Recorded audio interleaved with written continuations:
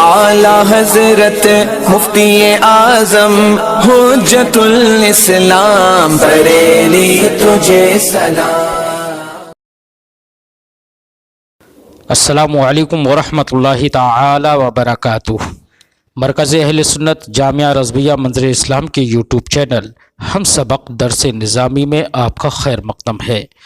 پیارے بچوں، آپ میں سے جنہوں نے اب تک ہمارے چینل کو سبسکرائب نہیں کیا ہے وہ ضرور سبسکرائب کر لیں اور اپنے ساتھیوں سے بھی شیئر کریں اور بیل آئیکن بھی ٹچ کر دیں تاکہ ہر اپلوڈ کی نوٹیفیکیشن آپ تک پہنچ سکے، اور اپنے ساتھیوں سے بھی شیئر کریں اور بات پسند آئے تو لائک بھی کریں۔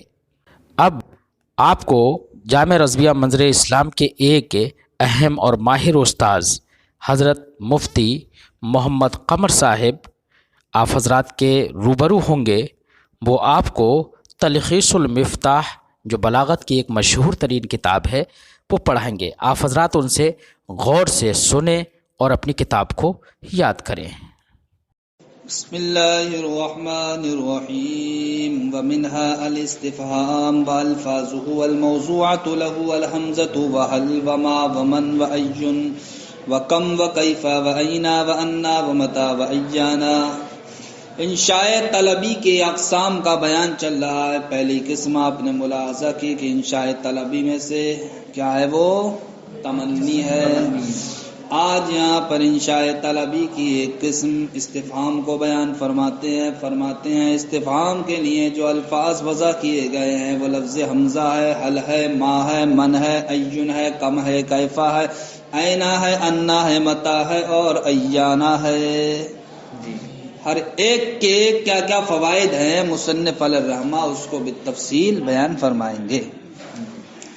سب سے پہلے حمزہ اور حل کے تعلق سے گفتگو کو بیان فرمائیں گے۔ فرماتے ہیں لفظ حمزہ اس کو طلب تصدیق کے لیے اور طلب تصور دونوں کے لیے استعمال کیا جاتا ہے۔ حمزے کو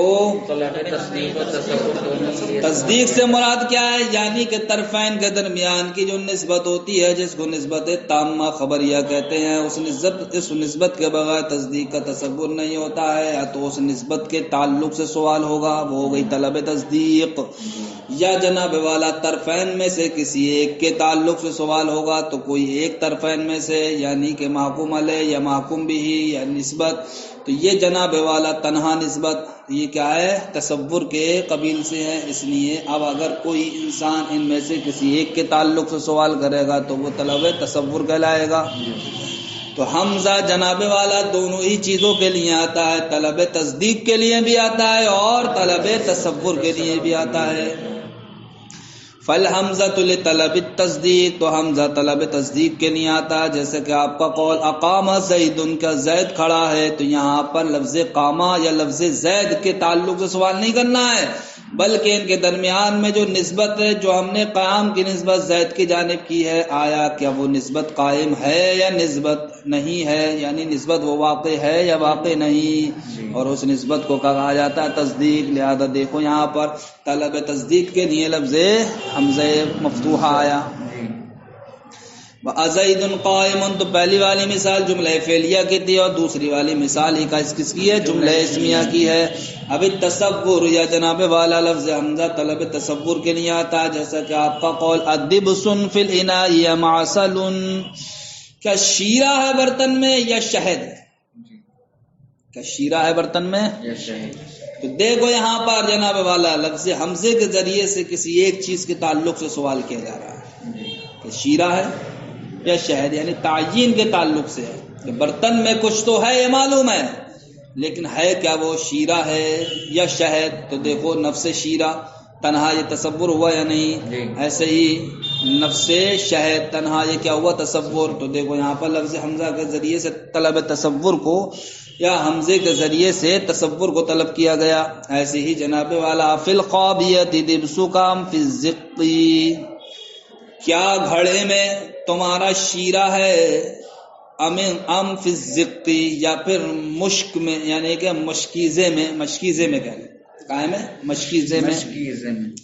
تو یہاں بھی جناب والا وہ یہ تو جانتا ہے کہ شیرہ ہے، لیکن یہ نہیں جانتا ہے کہ وہ گھڑے میں ہے یا جناب والا کس میں ہے، مشکیزے میں، اسی کی تعین چاہتا ہے۔ تو دیکھو جناب والا خواب یعنی گھڑا یہ بھی مفرد، ایسے ہی ذق سمجھے یعنی مشکیزہ یہ بھی کیا مفرد یعنی کہ تصور۔ تو یہاں پر دیکھو حمزے کے ذریعے سے تصور کو طلب کیا گیا۔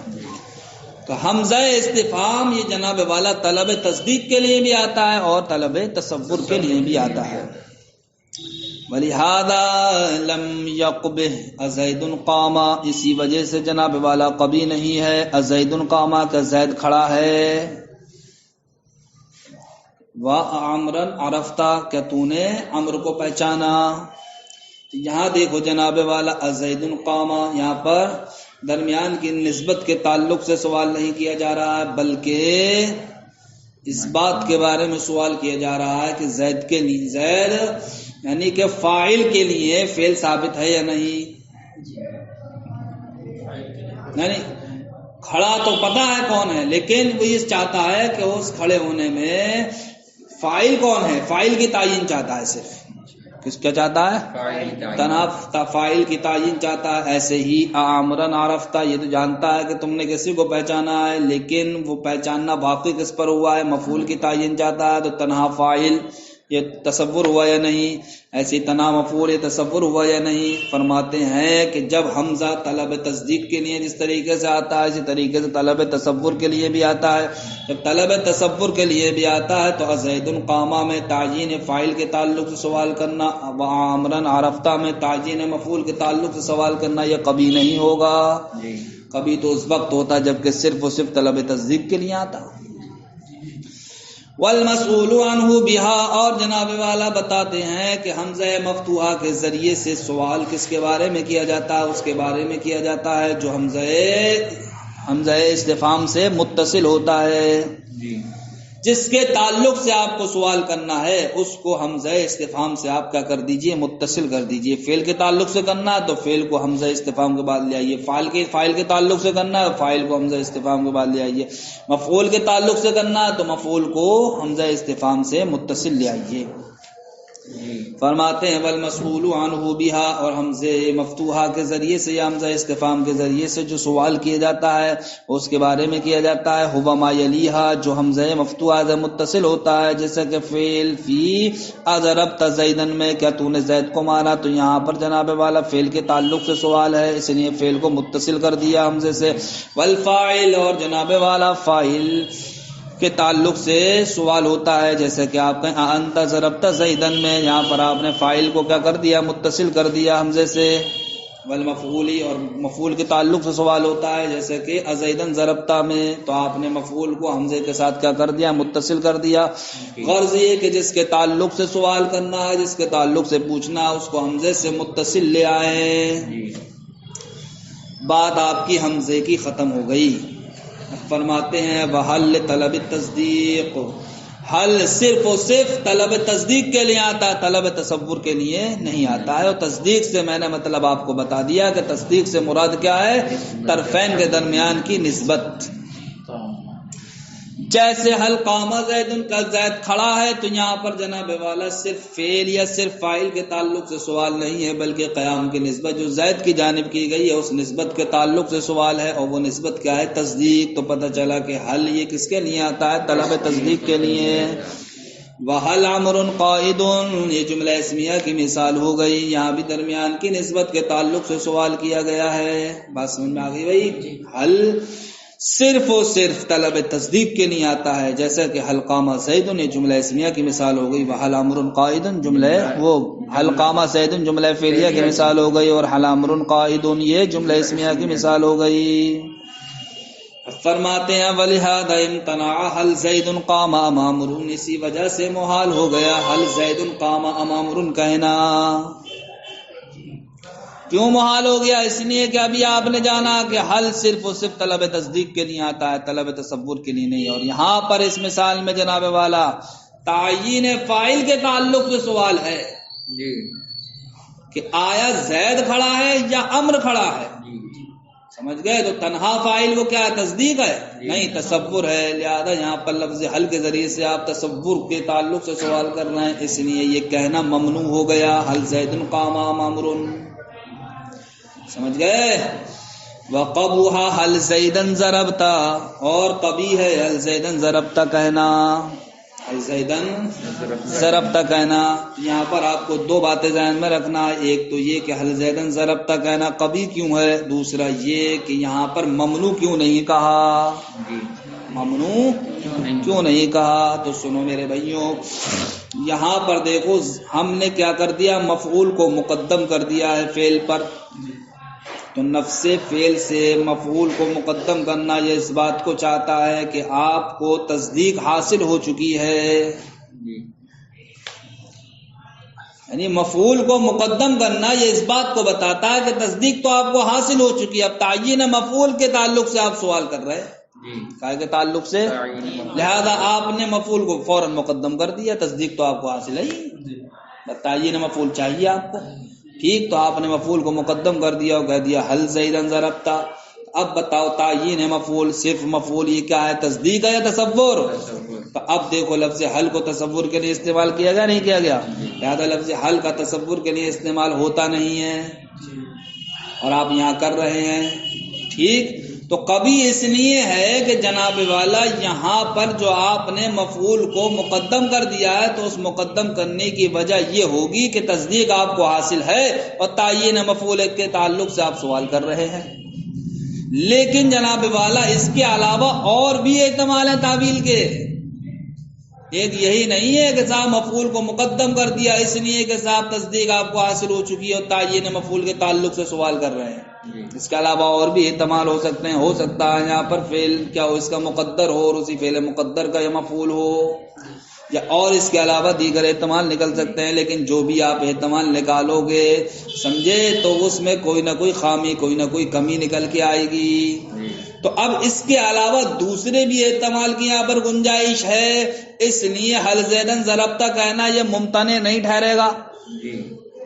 ممتنع تو اس وقت ہی ہوتا جبکہ صرف اور صرف حل کے ذریعے سے ہم کائے کا سوال کرتے، تصور کے تعلق سے، تعین مفعول کے تعلق سے، حالانکہ یہاں پر تعین مفعول کے علاوہ اور بھی احتمال ہے، جب اور بھی احتمال ہے اس لیے جناب والا حل زیدن ضربتا کہنا یہ ممنوع نہیں ہوا۔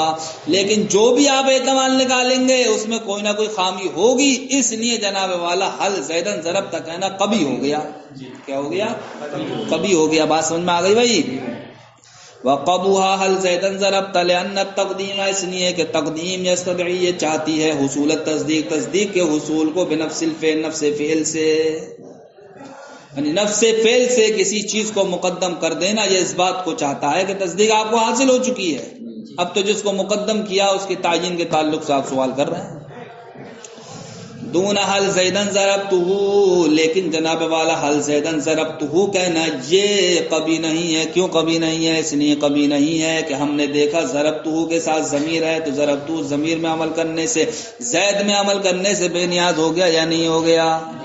ٹھیک، تو اب یہاں پر ہم کو یہ پتہ چل گیا کہ زید میں بھی عمل کرنے والا کوئی فعل ہے، وہ فعل کیا؟ وہ مقدر ہے، جس مقدر فعل کی تفسیر ضربتہ کر رہا ہے۔ کیا کر رہا ہے؟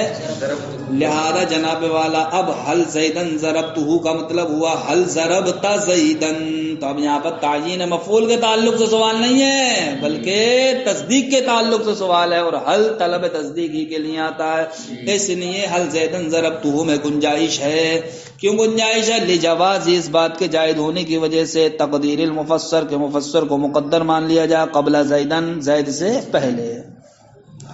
وجعل السکاکی یعقبھا حل رجل عرفا، جناب والا ابھی آپ نے جو حل زیدن ضربتا کی گفتگو کو ملاحظہ کیا بعین ہی، وہی گفتگو کو فٹ کر دیتے ہیں سکاکی حل رجل عرفا میں، حل رجل عرفا میں۔ وہ کہتے ہیں کہ جناب والا رجل یہاں پر تعین فاعل کے لیے ہے، یعنی کہ رجل کا مبتدا بننا درست نہیں ہے۔ کیوں نہیں ہے؟ اس لیے نہیں ہے کہ رجل نکرہ ہے، اور علماء نحویین کے نزدیک نکرہ مبتدا واقع ہوتا نہیں، نکرہ مبتدا واقع۔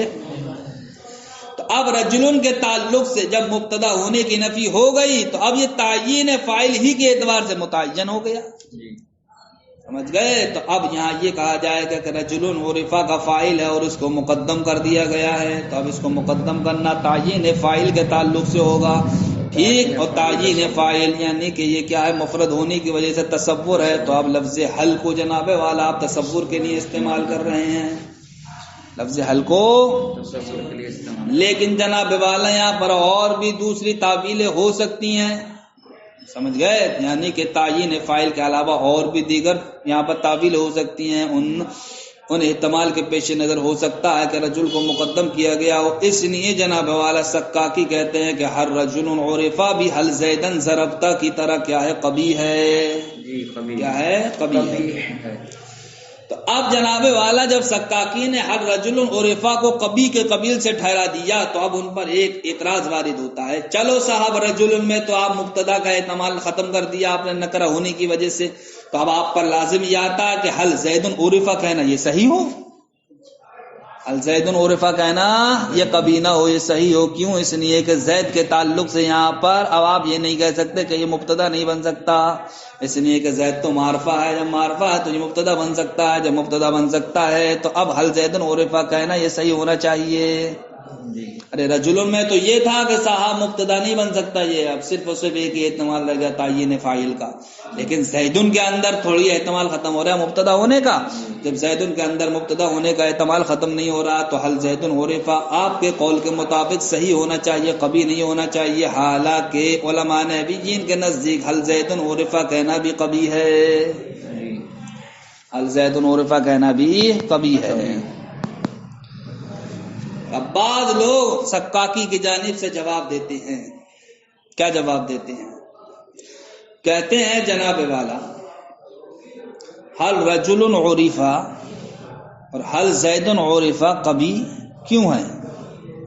اس لیے ہے قبیح کہ حل یہاں پر قد کے معنی میں ہے، حل یہاں پر قد کے معنی میں ہے، اور قد جناب والا اور قد کے معنی میں ہے، حل کیا ہے یہاں پر؟ قد کے معنی میں ہے، کبھی تو یہ جناب والا استفہام میں استعمال ہوتا ہے اور کبھی جناب والا یہ خبر میں استعمال ہوتا ہے، لیکن جب ہم نے دیکھا کہ حل کا استعمال استفہام میں اکثر و بیشتر ہے، خبر میں بہت کم ہے، ٹھیک؟ تو اب اس کے ساتھ جو حمزہ مفتوحہ تھا یعنی کہ حل جب قد کے معنی میں ہے تو یہ خبر میں بھی استعمال ہوتا ہے، یہ استفہام میں بھی استعمال ہوتا ہے، تو اب اس کی پہچان کیسے ہوگی؟ تو جب یہ استفہام میں استعمال ہوتا تھا اس وقت اس پہ حمزہ مفتوحہ کو داخل کر دیتے، کیا کر دیتے تھے؟ حمزہ مفتوحہ کو داخل کر دیا کرتے تھے، لیکن کثرت استعمال اس کا قائم ہوا استفہام میں، تو استفہام میں کثرت استعمال کی وجہ سے اس حمزے کو کیا کر دیا؟ بطور تخفیف حذف کر دیا، کیا کر دیا صاحب؟ بطور تخفیف حذف کر دیا۔ تو اب جناب والا دیکھو بتانا، اب یہاں پر یہ تو ایک علیحدہ والی بات تھی کہ حل یہ قد کے معنی میں ہے، کبھی یہ استفہام کے لیے استعمال ہوتا ہے اور کبھی خبر کے لیے۔ اب آپ یہاں سوال کر سکتے تھے کہ استفہام کے لیے استعمال ہوگا تو پہچان کیا ہے؟ تو کہہ دو گے آپ کہ اس سے پہلے حمزہ مفتوحہ ہوتا تھا، اب کہو گے حمزہ مفتوحہ کیوں نہیں دکھ رہا ہے؟ تو اس کا جواب دے دو گے اب اس لیے نہیں دکھ رہا ہے کہ یہ اکثر و بیشتر استفہام میں استعمال ہوتا ہے، تو کثرت استفہام میں استعمال ہونے کی وجہ سے تخفیفاً حمزے کو کیا کر دیا؟ حذف کر دیا۔ اب حل کا حل رہ گیا یہ۔ بہرحال اتنی بات کہنے کے بعد پھر ہم پیچھے لوٹ کر کے آئیں گے کہ حل یہ قد کے معنی میں ہے، اور قد جناب والا فعل کے خواص میں سے ہے، یعنی کہ قد یہ چاہتا ہے کہ اس کے اور فعل کے درمیان کوئی جدائیگی نہ ہو، قد کا دخول فعل پر ہو، تو جب حل قد کے معنی میں ہے تو قد کی خصوصیت حل کے اندر بھی پیدا ہوگی، تو اب حل بھی یہ چاہے گا کہ اس کا دخول فعل پر ہو، حل اور فعل کے درمیان کوئی جدائیگی کرنے والا نہ ہو، ٹھیک؟ اب جہاں پر حل اور اس کے فعل کے درمیان جدائیگی ہوگی تو وہ جدائیگی قبیح کہلائے گی؟ نہیں کہلائے گی۔ اب اس قاعدے کی روشنی سے آپ دیکھیے ہر رجل عرفا میں حل اور جو عرفا فعل ہے اس فعل کے درمیان رجلون کے ذریعے سے جدائیگی ہو گئی یا نہیں ہو گئی؟ اسی قاعدے کے پیش نظر دیکھیے حل زید عرفا میں حل اور عرفا جو فعل ہے اس کے درمیان زید کے ذریعے جدائیگی ہو گئی یا نہیں ہو گئی؟ حالانکہ حل قد کے معنی میں ہونے کی وجہ سے کیا چاہتا تھا؟ آپ نے فوراً بعد فعل کو چاہتا تھا اور فوراً بعد فعل نہیں آیا، تو اب یہ فعل کا نہ آنا اس وجہ سے یہ کیا ہو گئی؟ دونوں مثالیں قبیح ہو گئی، سمجھ گئے؟ تو اب یہ بعض لوگوں نے جو سکاکی کی جانب سے جواب دیا، اس جواب کا مطلب و محاصل یہ ہے کہ ہر رجل عرف جو قبی ہے وہ اس وجہ سے کہ حل کیا چاہتا ہے اپنے بعد فعل کو، یہاں فعل نہیں ہے، اور حل زید عرف جو قبی ہے وہ اس وجہ سے کہ حل کیا چاہتا ہے اپنے بعد فعل کو، اور یہاں پر فعل نہیں ہے۔ وَعُلِّلَ غَيْرُهُ قُبْحَهُمَا، اور سکاکی کے علاوہ دوسرے لوگوں نے اس کے ان دونوں مثالوں کے قبی ہونے کی تعلیل یوں بیان کی ہے، بِأَنَّ حل بمعنی قد، کہ حل یہ قد کے معنی میں ہے، فی الاصلی اصل میں، وَتَرْكُ الْحَمْزَةِ قَبْلَهَا لِكَثْرَةِ وُقُوعِهَا فِي الْاِسْتِعْمَالِ، اور حمزے کو ترک کر دیا اس سے پہلے، یعنی کہ حل سے پہلے حمزہ تھا، لِكَثْرَةِ وُقُوعِهَا فِي الْاِسْتِعْمَالِ، اس لفظ حل کے استفہام میں کثرت سے واقع ہونے کی وجہ سے، کثرت سے واقع ہونے کی وجہ سے۔ اب جناب والا بہت اسپیڈ میں آپ یہ بات سمجھیے، وہی تخصص المضارع بالاستقبال فلا يصح هل تضرب زیدا وهو اخوك، ایک قاعدہ یہ بیان کیا جاتا ہے کہ لفظ حل یہ مضارع کو استقبال کے ساتھ خاص کر دیتا ہے، لفظ حل مضارع کو، لہذا اب اگر لفظ حل داخل ہونے کے بعد ہم کسی فعل مضارع سے حال کا معنی مراد لینا چاہیں تو وہ حال کا معنی مراد لینا درست ہوگا؟ نہیں ہوگا۔ کیوں؟ اس لیے کہ حل نے تو مضارع کو استقبال کے ساتھ خاص کر دیا، یعنی کہ حال کو استقبال کے ساتھ خاص کر دیا۔ یہی وجہ ہے حل تضرب زیدا وهو اخوك کا کہنا کہ کیا تم بھائی زید کو مارتے ہو در حالے کہ وہ تمہارا بھائی، یہ درست نہیں ہوگا۔ کیوں نہیں ہوگا؟ اس لیے کہ آپ تضریب فعل مضارع کو یہاں پر حال کے معنی میں استعمال کر رہے ہیں، حالانکہ لفظ حل کے داخل ہونے کی وجہ سے یہ استقبال کے ساتھ خاص ہو گیا۔ فرماتے ہیں وہی تخصص المضارع بالاستقبال، لفظ حل مضارع کو استقبال کے ساتھ خاص کر دیتا، فلا یصح تو پھر صحیح نہیں ہے حل تضرب زیدا وهو اخوك کہنا، بل اختصاص تصدیق بیا، اور لفظ حل کیا کر دیتا ہے؟ تصدیق کو استقبال کے ساتھ خاص کر دیتا ہے، لفظ حل تصدیق کو ہو، بلے اختصاص تصدیق بیا، تصدیق کے اس کے ساتھ خاص ہونے کی وجہ سے، یعنی کہ حل ایک تو یہ طلب تصدیق کے لیے آتا ہے، اور دوسری حل کی اندر خاصیت کا پیدا ہوئی کہ حل جناب والا یہ مضارع کو استقبال کے ساتھ خاص کر دیتا ہے۔ تو ان دو خاصیتوں کے پیش نظر جناب والا اس لفظ حل کو زیادتی خصوصیت کس کے ساتھ تم بھائی زید کو مارتے ہو در حالے کہ وہ تمہارا بھائی، یہ درست نہیں ہوگا۔ کیوں نہیں ہوگا؟ اس لیے کہ آپ تضریب فعل مضارع کو یہاں پر حال کے معنی میں استعمال کر رہے ہیں، حالانکہ لفظ حل کے داخل ہونے کی وجہ سے یہ استقبال کے ساتھ خاص ہو گیا۔ فرماتے ہیں وہی تخصص المضارع بالاستقبال، لفظ حل مضارع کو استقبال کے ساتھ خاص کر دیتا، فلا یصح تو پھر صحیح نہیں ہے حل تضرب زیدا وهو اخوك کہنا، بل اختصاص تصدیق بیا، اور لفظ حل کیا کر دیتا ہے؟ تصدیق کو استقبال کے ساتھ خاص کر دیتا ہے، لفظ حل تصدیق کو ہو، بلے اختصاص تصدیق بیا، تصدیق کے اس کے ساتھ خاص ہونے کی وجہ سے، یعنی کہ حل ایک تو یہ طلب تصدیق کے لیے آتا ہے، اور دوسری حل کی اندر خاصیت کا پیدا ہوئی کہ حل جناب والا یہ مضارع کو استقبال کے ساتھ خاص کر دیتا ہے۔ تو ان دو خاصیتوں کے پیش نظر جناب والا اس لفظ حل کو زیادتی خصوصیت کس کے ساتھ حاصل ہوگی؟ ان الفاظ کے ساتھ حاصل ہوگی جن کا زمانی ہونا ظاہر ہو۔ تو حل جناب والا ایک تو یہ طلب تصدیق کے لیے، ٹھیک، حل کائے کے لیے؟ تصدیق کے لیے۔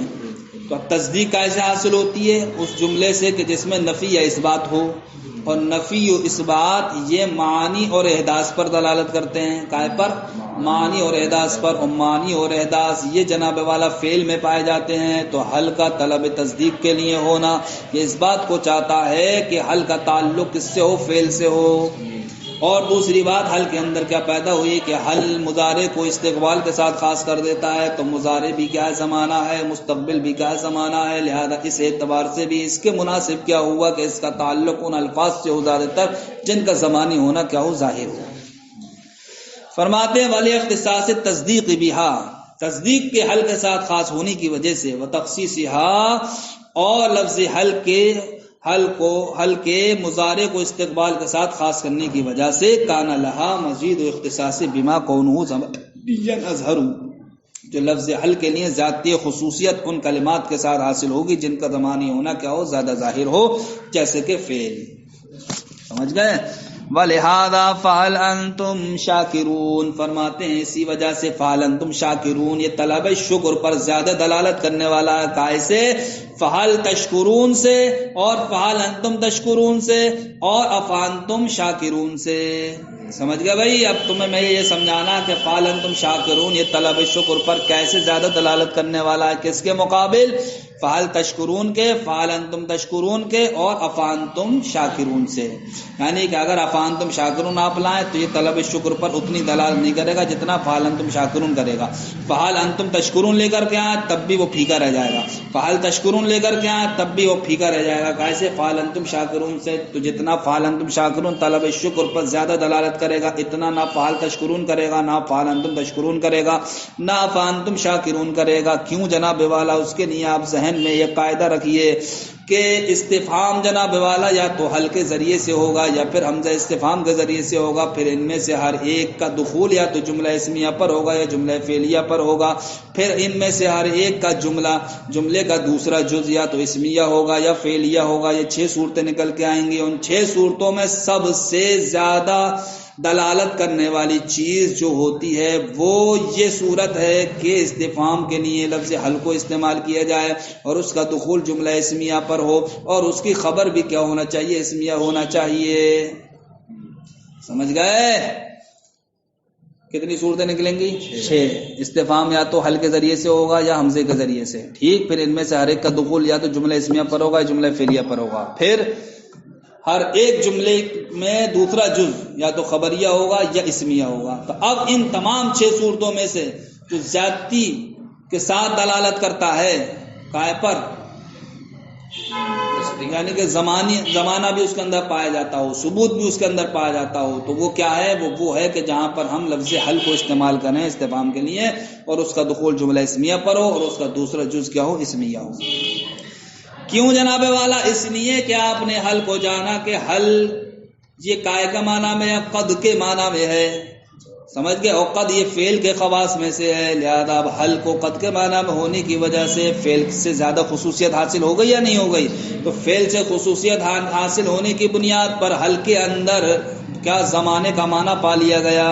حل کے اندر زمانے کا معنی پا لیا گیا. پھر جناب والا اس کا دخول جملہ اسمیہ پر ہوا، جو جملہ اسمیہ ثبوت و استمرار پر دلالت کرتا ہے. پھر اس کا دوسرا جز بھی اسمیہ ہے جو ثبوت و استمرار پر دلالت کرے گا. تو اب جناب والا فعل انتم شاکرون اس زمانے پر بھی دلالت کرے گا اور جناب والا وہ ثبوت و استمرار پر بھی دلالت کرے گا، برخلاف فعل تشکرون کے کہ اس کا دخول جملہ اسمیہ پر نہیں ہوا، لہذا اس کے اندر ثبوت و استمرار نہیں ہے اگرچہ زمانہ ہے فعل ہونے کی وجہ سے. فعل انتم تشکرون اس میں جناب والا اگرچہ کیا ہے؟ زمانہ ہے لیکن ثبوت و استمرار نہیں ہے. ثبوت و استمرار تو جب آتا جب دوسرا جز بھی کیا ہوتا جناب والا؟ اسمیہ ہوتا، لیکن یہاں پر کیا دوسرا جز فعلیہ ہے. اسی طریقے سے فانتم شاکرون اس میں تو جناب والا لفظ حمزے کے ذریعے سے آپ نے کیا کیا ہے؟ استفہام کیا ہے. ٹھیک. اور لفظ حمزہ یہ طلب تصدیق کے لیے آتا نہیں ہے. اگر حل ہوتا تبھی تو اس کی وجہ سے کہ حل قد کے معنی میں ہے اس کے اندر زمانے کا معنی پایا جاتا، اب حمزے کے اندر زمانے کا معنی نہیں پایا جائے گا. اس لیے جناب والا فعل انتم شاکرون کہ یہاں پر استفہام حل کے ذریعے سے ہوا ہے. ٹھیک. جس کی وجہ سے ہمیں زمانہ حاصل ہو گیا. پھر اس کا دخول جملہ اسمیہ پر ہے، پھر اس جملہ اسمیہ کا دوسرا جز بھی کیا اسمیہ ہے، لہذا وہ اسمیہ ہونے کی وجہ سے ثبوت استمرار پر دلالت کرے گا. اس لیے فعل انتم شاکرون یہ جملہ طلب شکر پر زیادہ دلالت کرنے والا ہے فعل تشکرون اور فعل انتم تشکرون سے. سمجھ گئے؟ وَلِهَذَا كَانَ اسی وجہ سے کانا فعل انتم شاکرون فعل انتم شاکرون ادلہ یا زیادہ دلالت کرنے والا ہے اعلیٰ طلب شکر طلب شکر پر کائے سے من فعل انتم تشکرون فعل تشکرون سے اور فعل انتم تشکرون سے. کیوں؟ اس لیے کہ اس چیز کو ظاہر کرنا جو ان قریب ہونے والی ہے فی معرض ثابت کی جگہ میں یہ زیادہ دلالت کرتا ہے اعلیٰ کمال العنایت بحصول ہی اس کے حصول کے کمال عنایت پر، یعنی کہ مکمل توجہ آپ کو اس کے حصول پر ہے، اس پر زیادہ دلالت کرنے والا ہے. کیا جو آئندہ زمانے مستقبل میں ہوگی اس کو معرض قائد میں دکھانا، معرض موجود میں دکھانا. اور افانتم شاکرون سے بھی اگرچہ افانتم شاکرون یہ ثبوت کے لیے ہے لیکن آ کی وجہ سے اس کے اندر زمانے کا معنی پیدا نہیں ہوگا. سمجھے؟ اب فعل انتم شاکرون کی علت بیان کر رہے ہیں. کیوں؟ اس لیے کہ حل ادعا للفعل، یہ فعل کے زیادہ مناسب ہے، کیوں؟ قد کے معنی میں ہونے کی وجہ سے، لہذا اب زمانے کا معنی حاضر ہو جائے گا۔ من الحمزہ، حمزے کے مقابل، فترکہ معہا، لہذا فعل کو حل کے ساتھ چھوڑ دیا، فعل کو حل کے ساتھ چھوڑ دیا۔ اور کون سا جملہ استعمال کیا؟ جملہ اسمیہ جو ثبوت استمرار پر دلالت کرتا ہے، لہذا وہ ادل علی ذالک، طلب شکر پر زیادہ دلالت کرنے والا ہوگا۔ ولہذا لا یحسن، اسی وجہ سے مستحسن نہیں ہے حل زید منطلق، کسی عام زبان سے نکلنا، اس لیے کہ حل کے ذریعے سے آپ نے استفہام کیا ہے، اس کا دخول کیا جملہ اسمیہ پر کہ جس کا دوسرا جز بھی کیا ہے؟ اسمیہ ہے۔ تو یہ وہی انسان ایسی ترکیب استعمال کرے جو بلاغت کے رموز و اسرار سے واقف ہے، سمجھئے؟ ٹھیلا چلانے والا حل زید منطلق نہیں کہہ سکتا، تو کہتے ہیں اسی وجہ سے مستحسن نہیں ہے حل زید منطلق کہنا، مگر من البلیغ، مگر بلیغ کے ذریعے۔ السلام علیکم ورحمۃ اللہ۔